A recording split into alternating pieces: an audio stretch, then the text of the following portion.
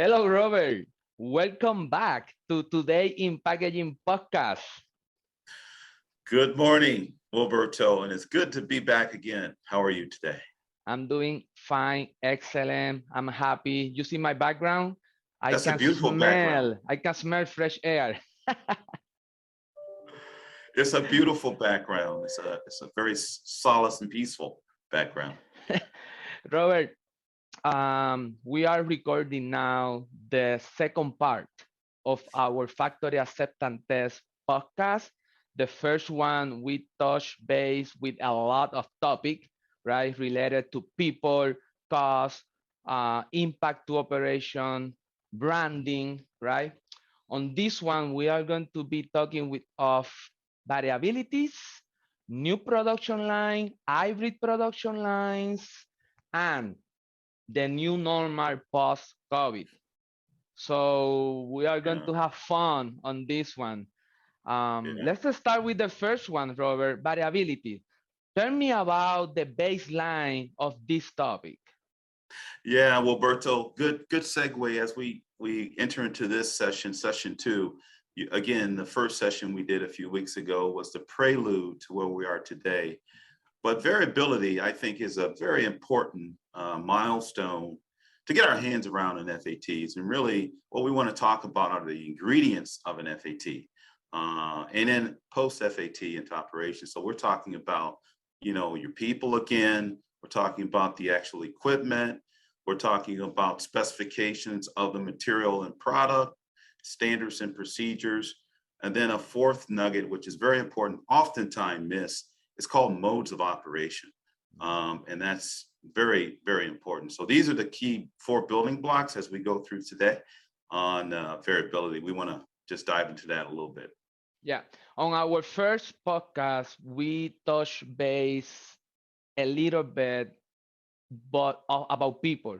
On this one, let's go a little bit more deep, okay? Because variability, one of the main objectives of this is how we measure the success or failure of the people, right? Exactly. Yeah. So how we can express easy in our words, you know, h- that we can determine that a people is ready to proceed to execute FIT or not. What are your thoughts about this? Yeah, that's a very interesting point. So we're going to do both internal and external, right? Because that's part of the team here. And being ready, I think you have to start with an assessment, right? So skill set assessment on capabilities, technical and actual activities. So the activities that are going to be performed at the FAT, we want to make sure those are understood and people are really well rounded in understanding what they're going to do, and then having them understand where the risks are, the risks, and then the solutions. At least bring that to the table to have a collaboration. Mhm. So I think an assessment is very, very important. And then looking at the again skill level. Are they at the minimal level? Are they experts, or are they coaches? So to figure out kind of how you go after the FAT. So I think that's very important. And furthermore, external. So that was sort of an internal assessment. External is the same. That's kind of hard to do, because there you need a good relationship with your external supplier, your OEM, to really have them, discuss, their internal training and capability of the people conducting the FAT that they're going to have at their facility for us. Yeah, on our first podcast about this topic, we talk about a lot about the skill, the importance of have a pre-FIT communication process, right, with them. On this one, I think that one of the also another way to take a measurement and quantify the knowledge of the people is that companies should allow to present this engineer the plan to a board, to a committee, or to the manager, or to the operational people, so they can prove that they are ready and they understand exactly what they are need to do on that factory acceptance test. Do you think that this is something that the company should start to do? Like a preparation part, presentation mood, before execute FIT? Yeah, I think again, we talk about the journey of collaboration is continual. So I think that the key is not just the presentation, but it's the content of what should be in the FATs. For instance, if we talk about in the people side again, what do they know about the technical aspects of this FAT? Whether it could be safety, whether it's, I'm going to make up something here. They're doing seal checks in the FAT, working with the quality team, and they're packaging materials engineer. Let's just use that person. What's their skill level and talent, or, a knowledge level relative to the equipment interface? Again, material and equipment go hand in hand, right? So then you've got the quality team looking and saying, do we have the right seal integrity? You've got the material team saying we've got these characteristics. So each member provides these ingredients into the document. A document, again, we talked last time, whether it's electronic or hard copy, hopefully again, electronic when we're doing it, to unveil. And, that's knowledge sharing. So you're right, Wilberto, you have this knowledge sharing base.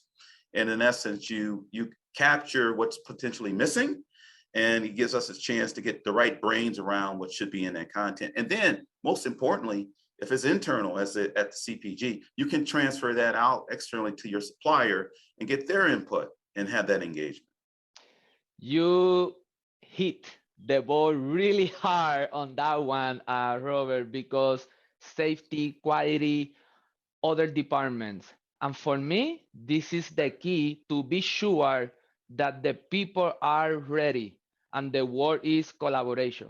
If you prove to others that you are collaborating with other departments, that means that you are acquiring all the knowledge that you need or more to execute a successful factory acceptance test. So you whoop, hit it really hard on that one. Okay. Yeah, but yeah, yeah. But Yeah, yeah, oftentimes, Wilberto, that's missed. The simple things are missed. And those are the things that impact the FATs the most. yeah. But keep going. Good question there. But I think, I think that at least to see that the people are trying to collaborate, we are reducing error and omissions. So You are. You are. It's been proven. yeah, exactly. So below variability, let's go about to talk about equipment. So on this part, how to measure the test, how this is for me, and you put your point. I believe that this is where the key communication with the OEM need to happen, and the OEM need to understand the needs of the customer. You hit it. That's a very good, I guess, segue into my point here. You're right. That's key. It's so let's just take the audience here. So you have Mhm, the hiring company. Let's just call a pharma company, mhm, and you have an OEM. So we would agree that the OEM is the expert on their equipment as far as the design, performance, um, its capabilities, its design capabilities. Yes. mhm. We would also say that the pharma companies are the experts on their product and their materials that they're using for running on the equipment. What's oftentimes missing, and we talk about variability here, is the equipment variability because of the inputs received or not received by the pharma company. As an example, what are the limits and tolerances on said product and material? All right, we can use any indicator. It could be flow rate, it could be tensile strength on materials, etc., or dimensional, geometrical tolerancing on physical products. That if we don't get that to the OEM in a timely manner, then they're going to design around certain specifications that they think are industry standard. And hence, when you go to an FAT, you get abnormalities, which are variabilities where you have stoppages, where you can't open a carton correctly in the case, or if it's a vial, you can't get the vial denested and into the system and the equipment because it's out of spec. And that batch of that product is out of the specs that we have in our internal system as a pharma company. So we need controls. Remember, we talked about specifications, standards, and procedures. Those have got to be understood from us as a pharma company to the OEM. And the OEM needs to say, yeah, this is within spec, and we were able to run this at a agreed efficiency. This is something really, really important. I want to mention that if the people that represent the customer, with the OEM or the company that will execute the FIT, um, they need to play an important role to provide the clear information to the OEM. They can assume that the OEM understand their process. Sometimes they send companies send to the OEM samples, drawings, but they forget to provide the correct information about the assembling of graphics, orientation, and not always the OEM will understand that from the first time. So it's important also more, what Robert said, but people that represent the company that will execute the FIT need to be clear about orientation and placement of the component in the package. Because, sometimes most of the failure happen on that communication, Robert. Oh yeah, for sure. Roberto, I think you're spot on. It's assumptions. The key word is assuming. Assuming. And we're going to talk later about, this fast-paced cycle we're in now to produce faster, quicker. And that just further exacerbates the need for, first, let's take a step back. We need to debrief and say, what do we have in our toolbox? What standards and procedures do we have? Does it meet the industry requirement? Does it meet what the supplier needs? So that needs to happen first on in the process. And I think we bypass that gate by assuming we have it, and we find out as we go into an FAT, wow, why are we having these stoppages? It's because that product is on the high end of its tolerance. Yeah. All right. So we need to collaborate with the OEM, and the OEM needs to say, yeah, we believe we ran this type of product before, or we have not. We've been close, something similar, but what we're going to need to do in our FAT, we're going to need to accommodate this potential variability as far as time allotted to produce that FAT. So, but that has to happen continually, and needs to be part of the specification package that both parties work from. Yes. Let's finish with this topic, mentioning the last two items below the baseline for variability, which is the standard, materials, specifications, and the mood operation. Let's put both together, Yeah. and let's mention a little bit about this topic. Yep, that's interesting. So again, these four core areas about variability. So what we're really essentially saying to those who will watch this podcast is you can have a successful FAT or a failed FAT because one out of the four of these areas in variability will impact you. So when we talk now about materials, it's a no-brainer. We've been talking a little bit about that. In product is, do we document what we're going to do, that we can translate that over to external suppliers? Yeah. And even our internal departments and functions, that'll be part of the FAT, right? They're going to come in and they're going to be executing some activities off this master FAT sort of list of things that we're going to validate and check, right? So I think material standards are great. The information needs to be on the drawing. It needs to be documented, right? And it needs to be cascaded in our proposal to the OEM. The big piece here is one that is often missed. So what we've been talking about up to now are itemized activities, right? Materials, people, standards, and procedures. They're categorized, yes? So now you put all these three together and equipment, right? So you're going to have these as they assemble together to become a production line, and that production line has a personality, and it's called modes of operation and engagement.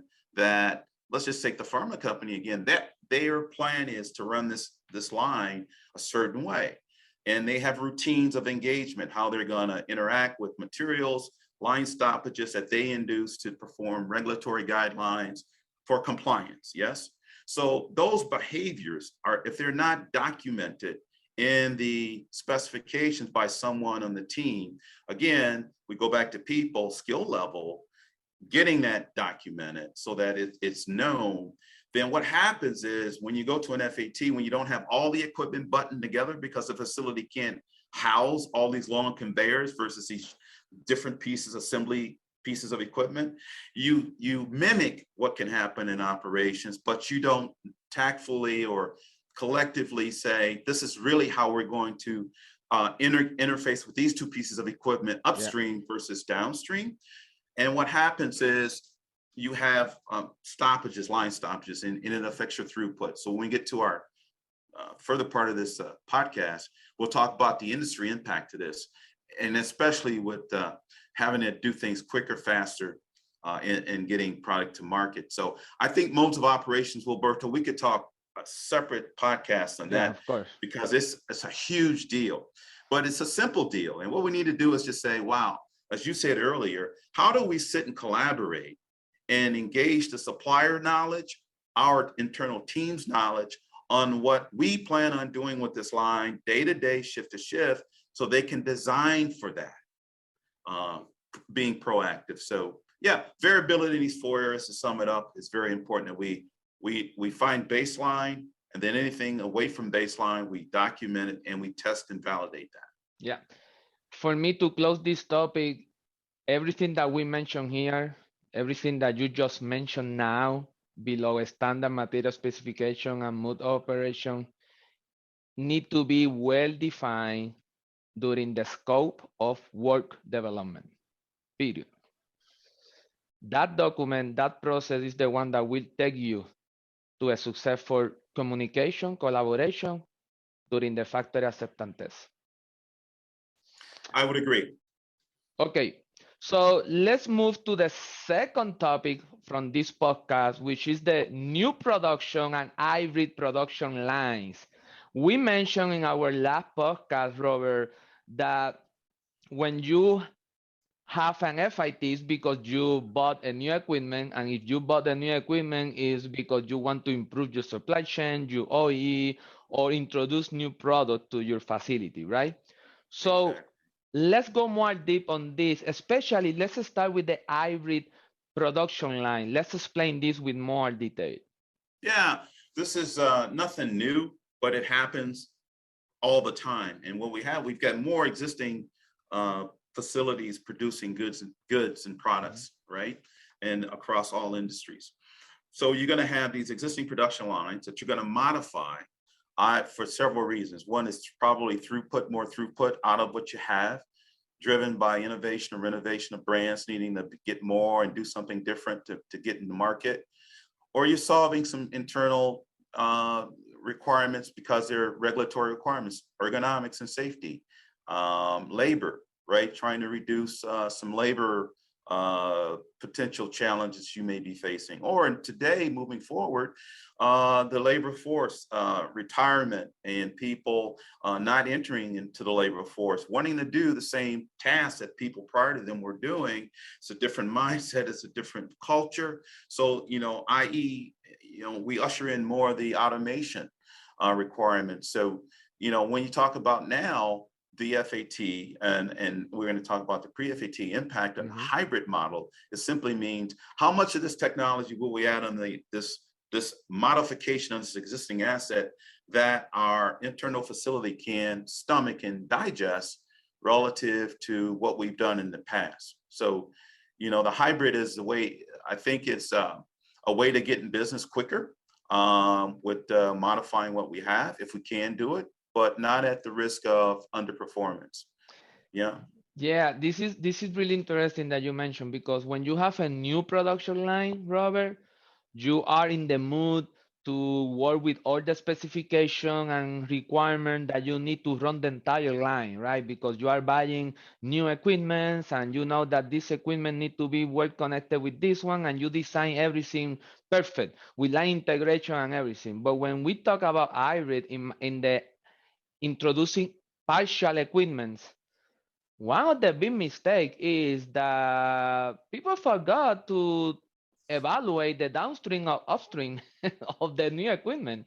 What will be the impact? What we need to add to this equipment to be able to be successful in the full integration of the line after this new equipment is installed? Well, you're exactly right. So the hybrid is a way to do business and a way to do it. There's more of the hybrid, right? So there's, with the economy, with growth, yeah, there are building expansions happening. So some brownfield expansion, the traditional greenfield growth is there. But I would say from my experience in the past, you have more of the brownfield hybrid modification. That just further complicates it when you're not looking holistically up and downstream of what's happening to what you're changing from a throughput standpoint, or just from operator. Let's go back to that engagement, how that operator now you're asking them to do something differently with some automation. So what we need to do is that comes back to that FAT again. How do you now modify your FAT documentation to accommodate the hybrid, right? So a new line, as you said, is an easier way. You plan it out. You should. Hopefully you've got all your ingredients and variability into your documents, your specifications. But when you have a hybrid, a 30-year-old piece of equipment that really wasn't designed to this, I'm not going to use the word safety requirements, because all equipment should be safe and up to the levels to be compliant to operate today. But how do you hodgepodge? That's not the good right word, but how do you migrate these two technologies, the older technology and the new ones, and create these specifications and the FAT documentation so it makes sense and it's really a quality document, right? So again, the skill level, we go back to that training. That sometimes is outside of the core competence of the hiring company, the food and beverage or the pharma company or the OEMs.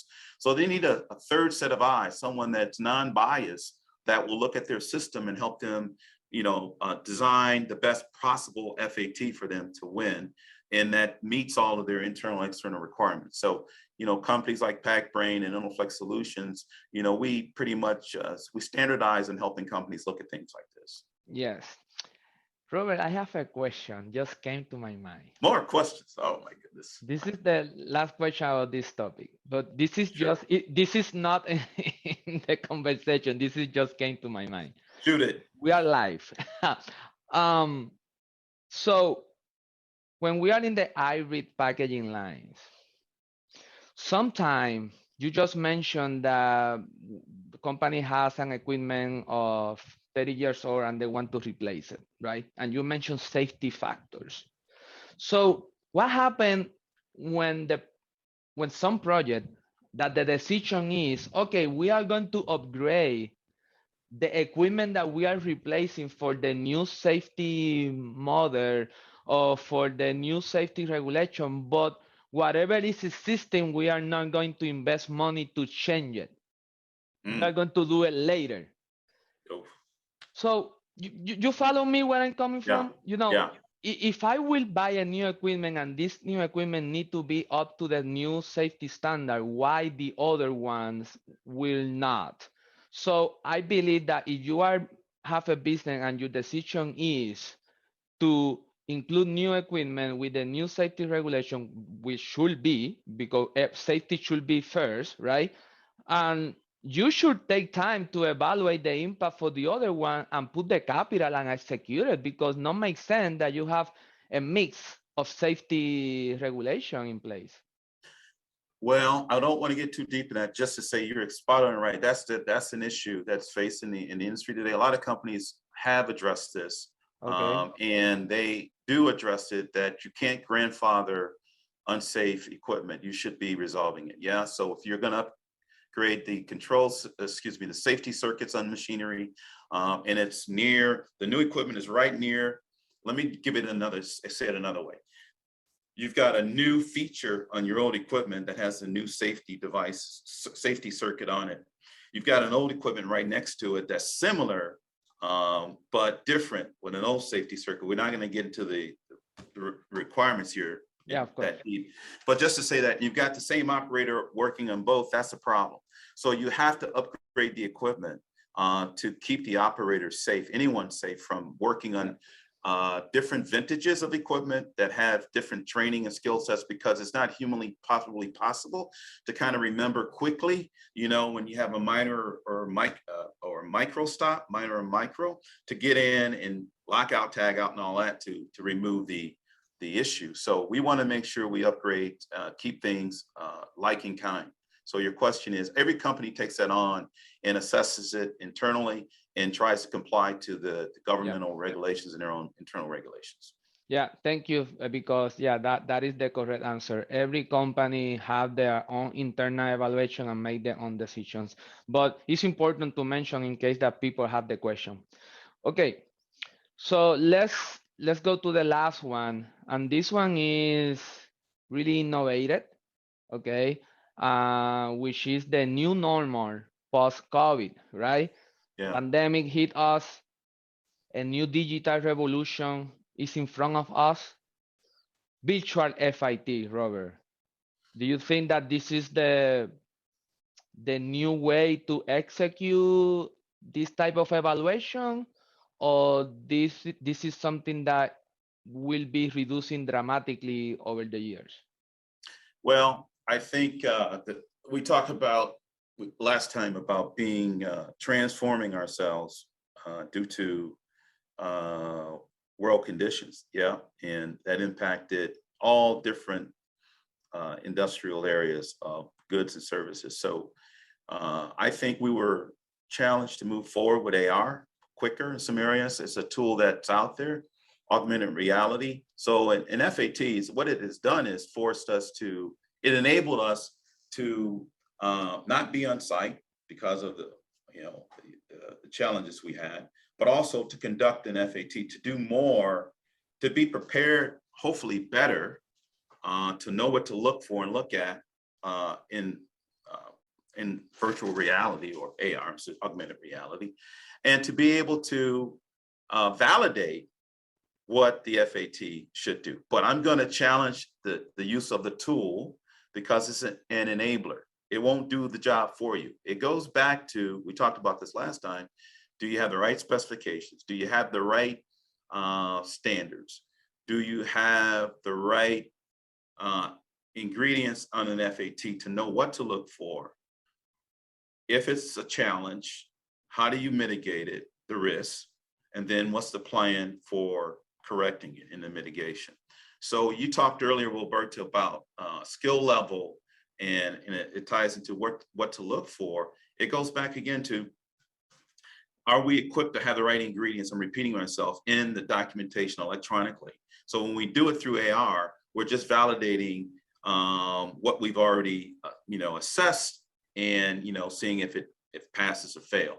So AR is an enabler, and with the need for speed today and traveling to these FATs and the cost we talked last time, I think it's a tool we can use to help us to move forward. But again, we need to make sure we have the right ingredients in the FAT. Otherwise, it's not going to be good. And I think if we talk about the pre-FAT, that's really more important than the FAT. I think that virtual is a great option for some type of equipment, not for all of them. But for me to be successful in a virtual FIT, the people need to spend more time to be sure that the communication documentation is clear enough to avoid mistake, because when you are virtual, OEM is the one that have the control of the angle of the camera, the time of the running, and you need to trust that any failure or anything that they need to update, or upgrade or fix during the FIT, you need to trust in their word, because you are not there to learn, to see exactly what happened or how happened, because you don't have all the point of view, right? Yeah. I believe that will be reduced a little bit, but again, will be for small equipment, equipment that are track and error, equipment that are really simple, low speed. But for example, if we are going to do, we bought an equipment that run really fast, that requires several transitions, that requires several inspections. I don't think so that the camera will help to cover all the need and requirement or acceptance criteria that we should have as a customer. This is my point of view. It's good, but if you don't have a good documentation clear enough and a good plan ahead of the FIT, you will have more failure than the one that you mentioned in terms of percentage already. Yeah. So traditional experience, I'm not going to mention the organizations Yeah, for of the course. data, but from experience, I'm going to use myself being part of FATs that, and it's out there, right? I mentioned last time census data just on errors and omissions, and you turn it into failed FATs. My experience of seeing 50% to 60% of FATs, first and second attempts fail. And again, it depends on the complication of the type of equipment. That's general industry speaking, right? Just not, I'm just talking across the industry. What I would say, Wilberto, and I would agree with you, is that augmented reality should be used more for your pre-FAT. So it's a validation tool to say, Exactly. we should be running this conveyor at this many feet per minute. We should be doing this labeling application at this Yes. many labels a minute, and the quality of the code or the label, whatever we need to see it through the camera. It should be, as you progress through your project plan, you should be able to do snapshots to validate, to help and it really should help the OEM become more excellent in what they do. Not that they're not, but as entrusting their customer to say, yeah, I can see it without having to send people there. So my risk, what we want to do is reduce the risk of failure. Mm-hmm. We want to minimize that to failure to zero. And one way to do that is have snapshots of these validation steps with the specifications, with the standards, as you say, Wilberto, with visualization. And what you won't get at, distance visualization, and you're right, you won't hear certain things you would hear being there, like the machine noise, or it's rhythm. It has a sound to it. When you walk a factory floor, you hear how equipment sounds when it runs well. When it doesn't run well, you hear it, right? You're right. You're right. So so my point here is that what you want to use that tool as, and remember I use the word enabler, to help you minimize these risks and these that we talked about, we identified collaboratively in our step one, which was variability. Yes. So now we've got all these variability items in our 4 main areas documented. Now we're going to validate it through AR.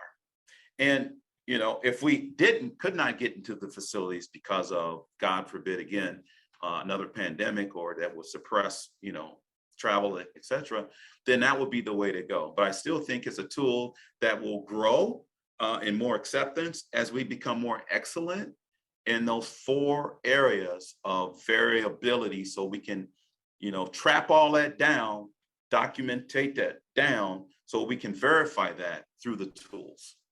Yeah, and yeah, totally agree with that statement.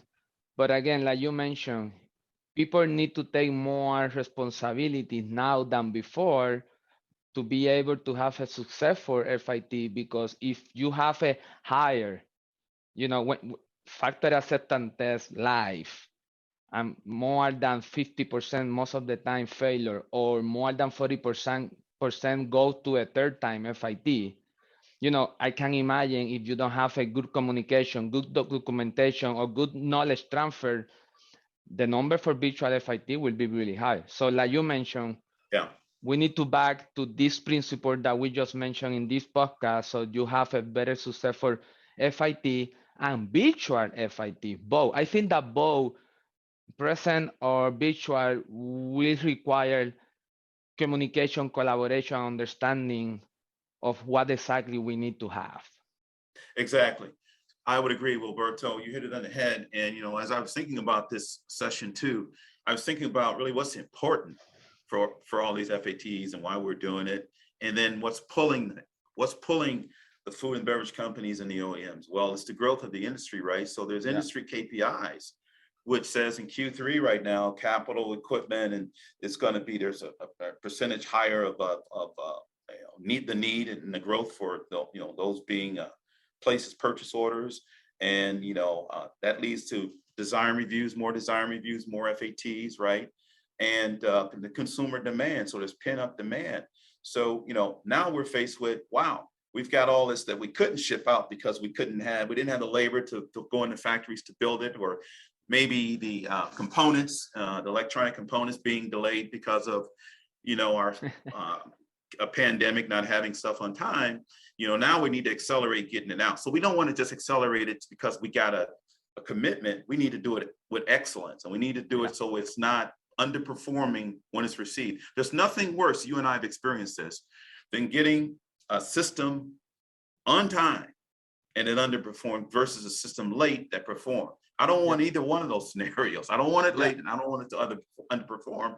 But we need to make sure that it performs when it reaches its designation on the factory floor, so you can meet your commitments to your external customers outside your facility. So that's the industry standpoint. And then I would just say that the access to production lines, as we know, we're not out of the woods yet. So companies are still, monitoring who they let in their facilities.